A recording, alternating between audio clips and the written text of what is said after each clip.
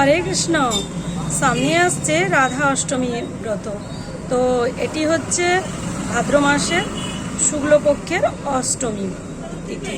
তো রাধা অষ্টমী ব্রত এবছরের ক্ষেত্রে পালন করতে হবে 31শে আগস্ট রবিবার। তো আপনারা সবাই সদানন্দে ভগবানের আহ্লাদিনী শক্তি শ্রীমতী রাধারানীর এই জন্মদিবস অবশ্যই পালন করবেন।